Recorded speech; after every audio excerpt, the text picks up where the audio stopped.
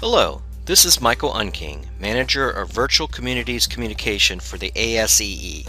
This training video is to provide new users of the Virtual Communities of Practice, or VCP, an overview of the file management system known as Open Atrium.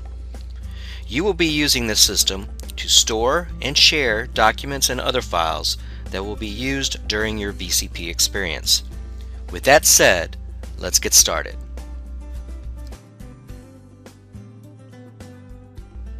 Once you've been loaded into our system, you should have received an email with a distinct username and temporary password. When you click on the link within your email, you will be sent to a page that will ask you to change your password. After you've changed your password to something that is more familiar to you, and we ask that you keep it in a stored place, you will be able to go to this following page that you're seeing right now. And in this page, you will type in your current username, and I've set up a dummy user known as trainee,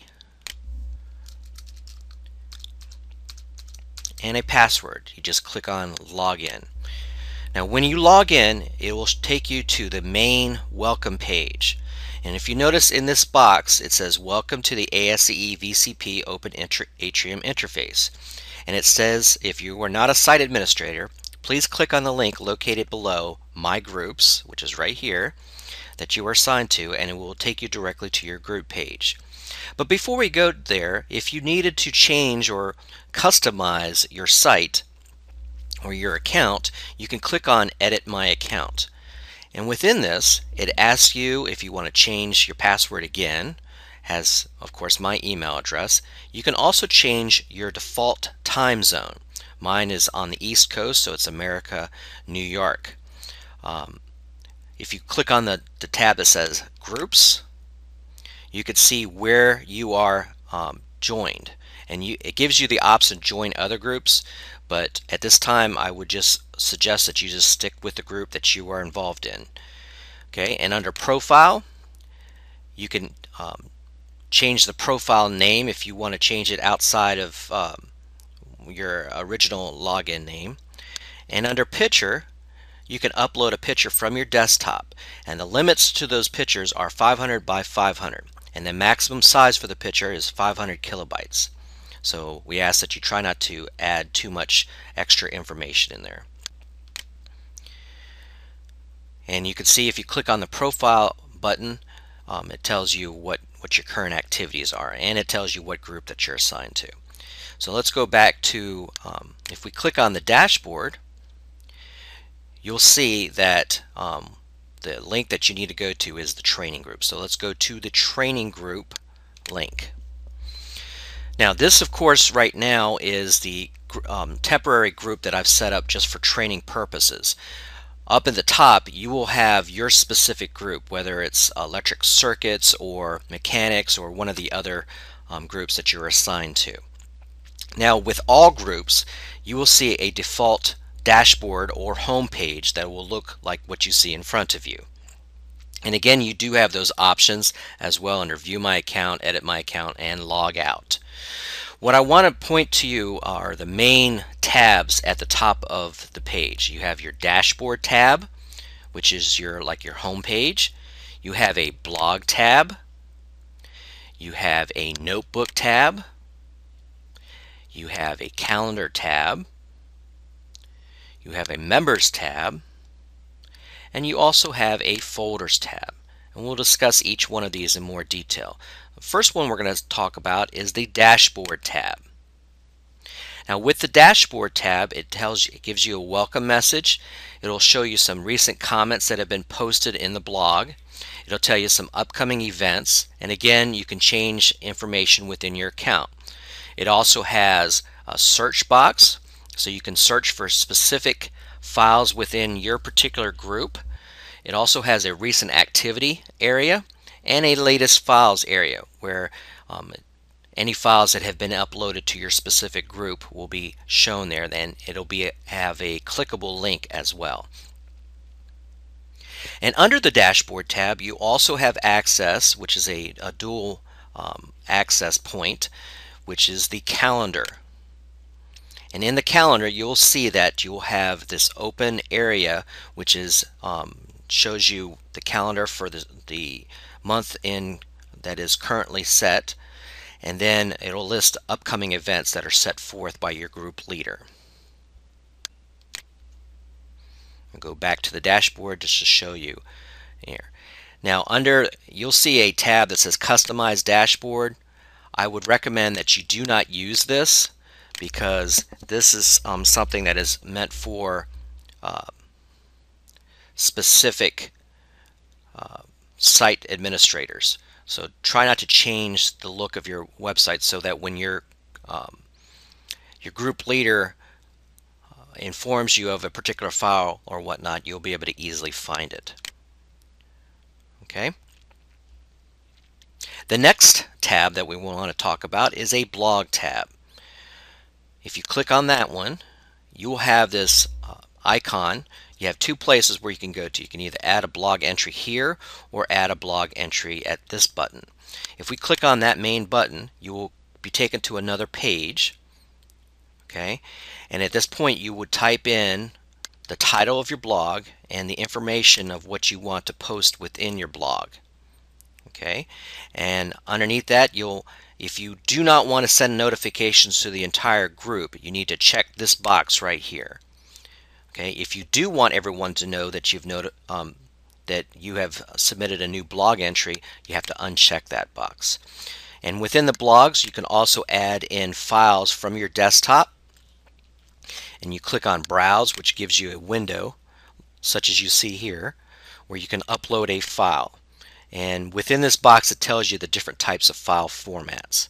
And as you can see under privacy, it says a post of this type is private. Only members of this group will be able to save it or see it. And then after you are done, if you want to, you can also, for the search purposes, type in some keywords to the topic of your blog and hit save, or you can hit preview.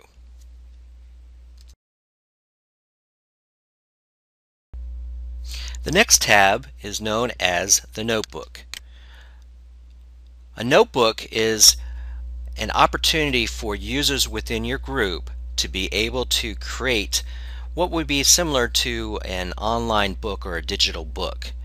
And what you can do is add book pages, and within here you can add stuff like URLs of websites and whatnot.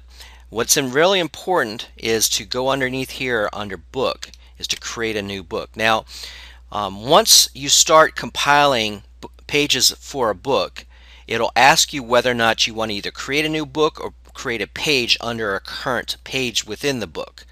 And again, you can also add files to the book page as well, like picture files or documents, PDF documents. And again, you would just hit save to continue or preview. And again, there is the notifications if you do not want to send notifications for this update. The third tab is known as the calendar tab. Mostly this will be used by your group leaders, but in the event that you want to share a specific event that might be of interest to your particular group, you can add events. And for those of you that understand what an iCal feed is where you can get information from like your Yahoo or from an Outlook webmail type calendar. You can add that stuff to the calendar, but again, this is suggested that we only have the group leaders add events to the calendar.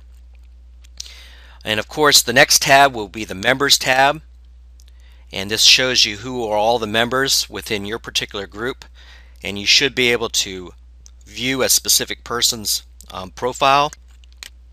For example, I'm also the administrator, and it would tell you what my activity has been and what groups that I'm associated with. Okay, go back to my dashboard. And then the last choice is known as the folders.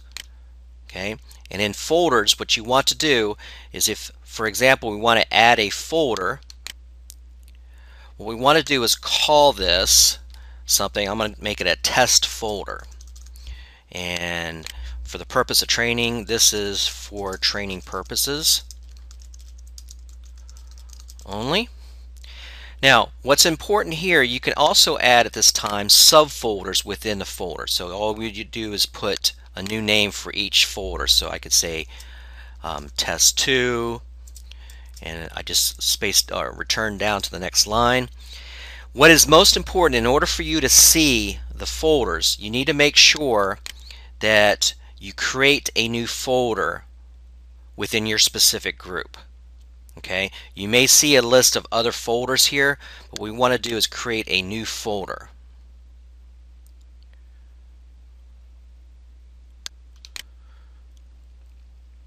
Okay, and at this point you can also add files to it. We don't want to send any notifications for this update, and this one will only be private because it will only show up in your particular group. Hit save.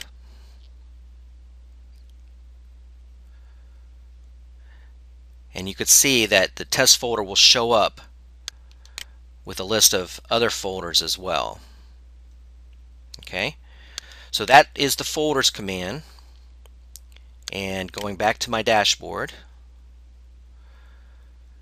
I want to also point you out to, several other features like create content. This is where you can add those informations. We will not be using the forum topic, but we also have a poll that if you wanted to create a specific poll for your group, you can type in a question, make multiple choices in there. You can make it active.